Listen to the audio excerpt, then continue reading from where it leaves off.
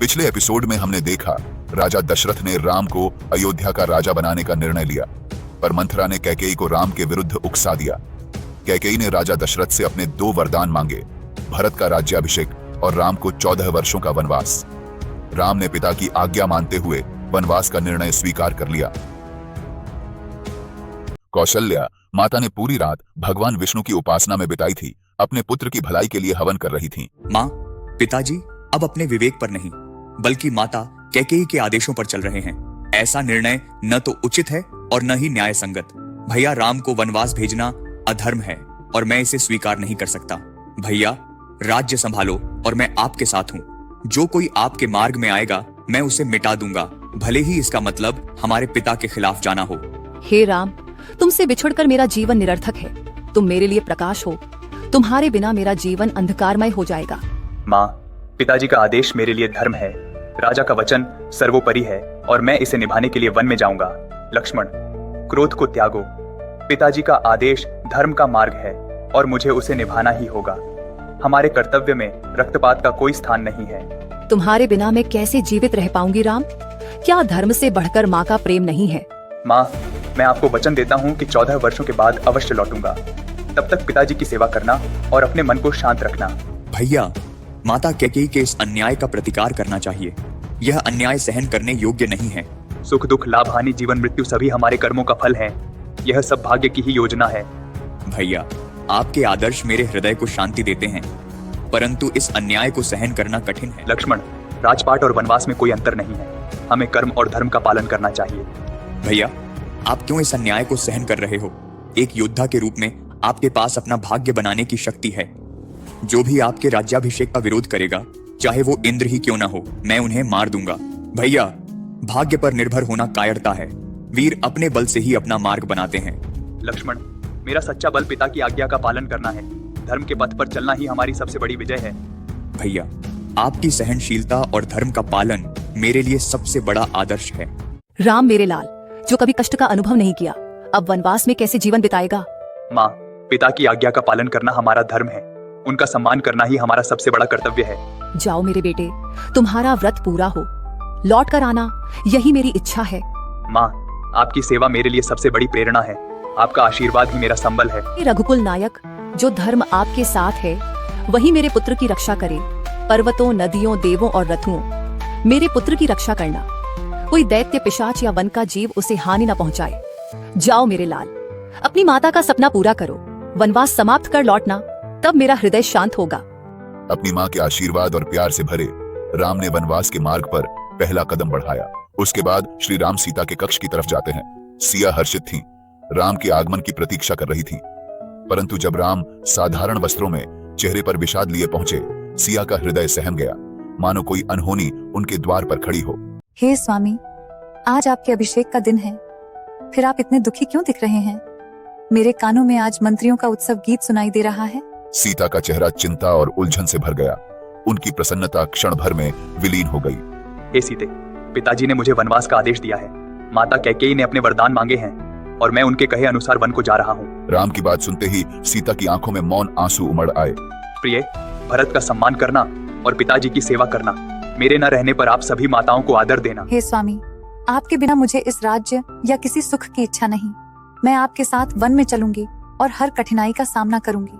आपके चरणों की सेवा ही मेरे लिए सबसे बड़ा सुख है। आपके बिना स्वर्ग भी मुझे निरर्थक लगता है। सीते, वन का जीवन कठिन है। यहाँ के सुखों से बहुत दूर। वहाँ जंगली जानवर होंगे और हर दिन एक नई परीक्षा। आपके साथ रहना ही मेरा सबसे बड़ा सुख है। चाहे जितनी कठिनाई हो, मैं आपके बिना नहीं रह सकती।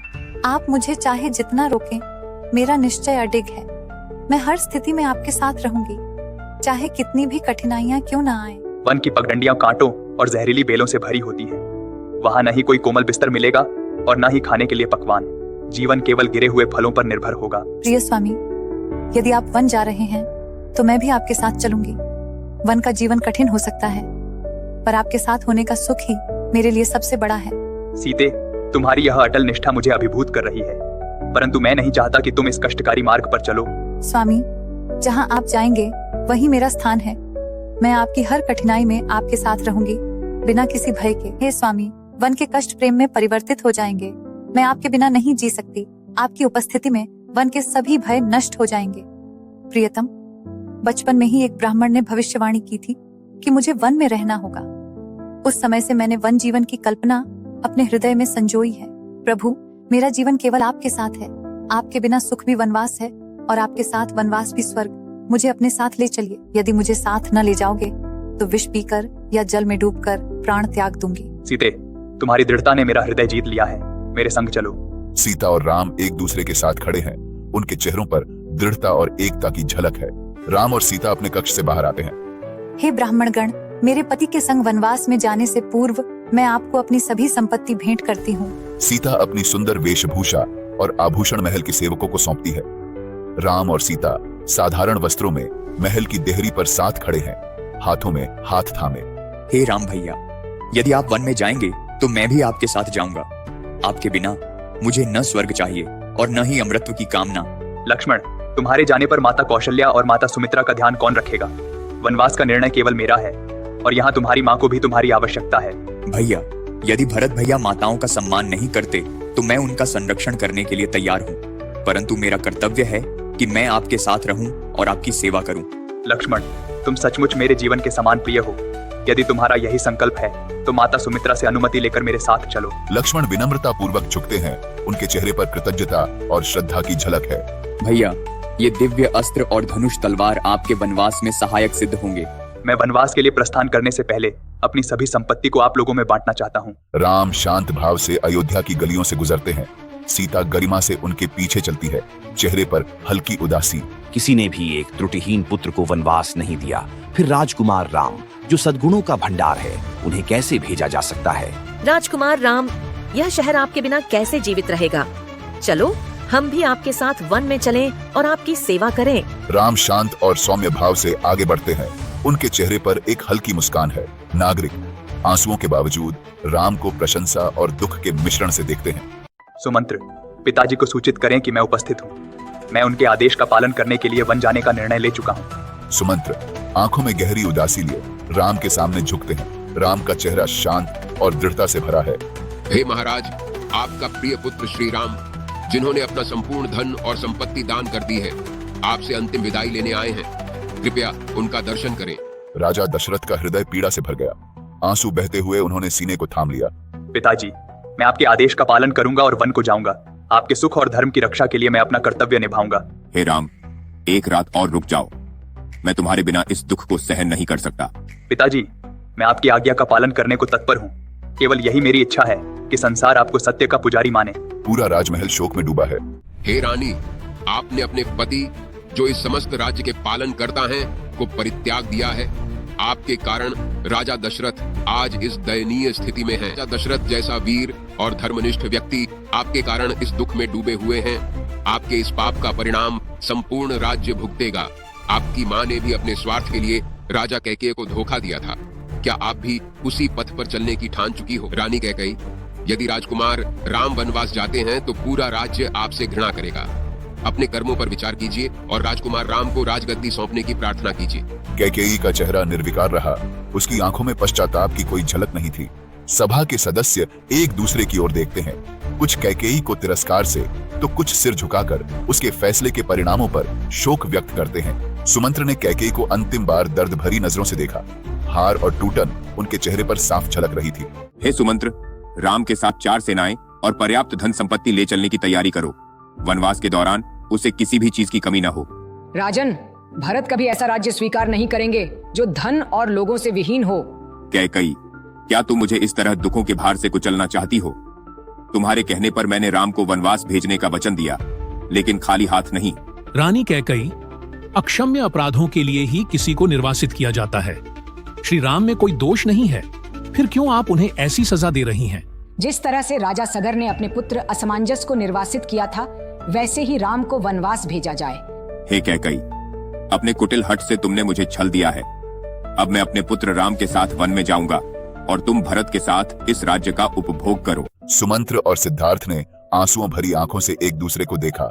राजा दशरथ के टूटे हृदय और कैकेयी की मांगों के सामने उनकी असहायता महसूस करते हुए कैकेयी का चेहरा कठोर और निर्विकार बना रहा, मानो राजा दशरथ और मंत्रियों के दुख ने उसे छुआ तक न। पिताजी, वनवास के लिए मुझे किसी सेना या धन की आवश्यकता नहीं। मुझे बस एक फावड़ा और एक टोकरी चाहिए। कृपया मुझे जल्दी से प्रस्थान करने दें। ये वस्त्र धारण करो राम। राम ने अपने राजसी वस्त्र त्याग कर गंभीरता से कठोर वल्कल धारण किए। उनके चेहरे पर संकल्प झलक रहा था। यह वस्त्र कैसे पहनते हैं? राम ने स्नेहपूर्वक सीता को वल्कल ओढ़ाने में मदद की। उनके हाथ स्थिर और आश्वासन से भरे थे। हे राम, जनक नंदिनी को हमारे पास छोड़ दीजिए। उन्हें वन में ले जाना ठीक नहीं है। कैकेयी, तुम्हारे वरदान में सीता का वनवास नहीं था। सीता अपने राजसी वस्त्रों में वन जाए, यही उचित है। कैकेयी अडिग और ठंडी बनी रही, ऋषि वशिष्ठ के शब्दों को अनसुना करते हुए। कैकेयी, जानकी का क्या दोष था जो वह तपस्विनी का वस्त्र पहने? यह उचित नहीं है कि वह इस भेष में वन जाए। राम ने तुम्हारा क्या बिगाड़ा था जो उसे वनवास दिया? और सीता ने क्या पाप किया कि उसे भी तुम वन भेजना चाहती हो? मेरी अनुपस्थिति में मेरी माता कौशल्या का विशेष ध्यान रखना। वह कभी किसी से कटु शब्द नहीं कहती, पर मेरे बिना वह दुख की सागर में डूब जाएंगी। राजा दशरथ का हाथ कांपते हुए राम की ओर बढ़ा। उनकी आंखें आंसुओं से भरी थीं। राम, सीता और लक्ष्मण वनवासी वस्त्र धारण कर सभा में लौटे। प्रणय और धर्म की राह पर जानकी अपने स्वामी के साथ हर कठिनाई में चलने को तत्पर थी। लक्ष्मण तपस्वी वेश में राम के पास दृढ़ता से खड़े रहे। राजा दशरथ की अंतिम प्रार्थना उनके कांपते हुए हाथों में सिमट गई। राजा दशरथ ने एक अतीत की प्रतिज्ञा निभाने के प्रयास में अपने प्यारे पुत्र को वनवास दे दिया था। रथ तैयार है महाराज। पुत्री, अपने पति के दुख में साथ देने वाली सच्ची पत्नी की तरह तुम भी उसके साथ वन जा रही हो। हर परिस्थिति में पति को देवता मानना ही सच्चा धर्म है। माँ, मुझे विवाह के समय ही सिखाया गया था कि पति परम देवता होते हैं। जहाँ राम जाएंगे, मैं भी उनके साथ वहीं जाऊंगी। मेरी अनुपस्थिति में मेरी माता कौशल्या का विशेष ध्यान रखना। वह कभी किसी से कटु शब्द नहीं कहती, पर मेरे बिना वह दुख की सागर में डूब जाएंगी। राजा दशरथ का हाथ कांपते हुए राम की ओर बढ़ा। उनकी यदि मुझसे कोई भूल हुई हो तो मुझे क्षमा करें। रानियां शोक में डूबी हुई राम की ओर हाथ बढ़ाती है। उनके चेहरे दुख से विकृत हो गए हैं। राम, सीता और लक्ष्मण तपस्वी वेश में महल के द्वार की ओर खड़े हैं। श्री राम, सीता और लक्ष्मण अपने पिता को अंतिम प्रणाम कर वन की यात्रा पर निकलने का संकल्प करते हैं। लक्ष्मण, राम को अपने जीवन का आधार मानते हुए उनकी सेवा में सदा तत्पर रहना। मेरे लिए अयोध्या ही वह वन है जहाँ राम निवास करते हैं। रथ तैयार है प्रभु। वन की यात्रा आरंभ करने के लिए। अयोध्या की जनता राम, सीता और लक्ष्मण के रथ के पीछे दौड़ती है, जैसे सूर्यास्त के बाद आसमान पर नजर ठहर जाती है। रुको रुको मेरे राम, एक बार और दर्शन दे जाओ। सीता वनवास की यात्रा शुरू करते हुए अश्रुपूरित आंखों से अयोध्या की ओर देखती है, जबकि लक्ष्मण उनकी रक्षा में खड़े हैं। राम अपने दुख को छिपाते हुए सुमंत्र को तेजी से चलने का संकेत देते हैं, जानते हुए कि पीछे मुड़ने से दर्द और बढ़ जाएगा। रथ के जाते ही राजा दशरथ ने व्याकुलता और विषाद के साथ आकाश की ओर देखा, जैसे अपनी आंखों में अपने प्रिय पुत्र की अंतिम छवि संजो रहे हों। जब तक श्री राम के रथ से उठी धूल दिखती रही, तब तक राजा दशरथ ने अपनी दृष्टि उससे नहीं हटाई। राम के ओझल होते ही राजा दुख से धरती पर गिर पड़े। हे कैकेयी, मुझसे दूर हो जा। आज से तू मेरी पत्नी नहीं। राम का वनवास देख, तूने जो चाहा वो पा लिया। कैकेयी राजा के शब्दों को सुनकर आश्चर्यचकित हो गई। राजा दशरथ का हृदय मानो उस उजाड़ नगर के जैसे ही सूना हो गया था। वे अपने प्यारे राम को याद करते हुए राजमहल लौटे। महल में श्री राम, सीता और लक्ष्मण के बिना राजा दशरथ को सब कुछ बेरंग और सूना लगा। हे राजन, उस कुटिल कैकेयी ने विष घोलकर हमारे राम को वनवास भेज दिया। जैसे सांप अपनी केंचुल छोड़ देता है, वैसे ही वह अपना कर्तव्य निभा चुकी है। क्या वह शुभ घड़ी आएगी जब यह राजधानी खुशी से झूम उठेगी और लोग राम का स्वागत करेंगे? क्या कभी वह समय आएगा जब मेरे राम बालक की तरह दौड़ते हुए मुझसे मिलने आएंगे? हे महारानी, आप किस लिए शोक कर रही हैं? आपका पुत्र धर्म की राह पर चलकर पिता की प्रतिष्ठा को ऊंचा कर रहा है। राम, जिनके पौरुष और शौर्य की महिमा तीनों लोकों में गूंज रही है, उनके लिए वनवास कोई कष्ट नहीं है। उनके पास दिव्यास्त्र और साहस है।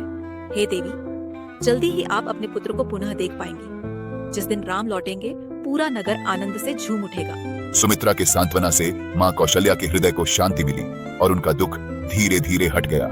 इस वीडियो को अंत तक देखने के लिए धन्यवाद। अगर आपको यह वीडियो पसंद आया तो जय श्री राम कमेंट करें। आगे आने वाली वीडियो के लिए इंडो सागा को लाइक, शेयर और सब्सक्राइब करें। मिलते हैं अगले एपिसोड में।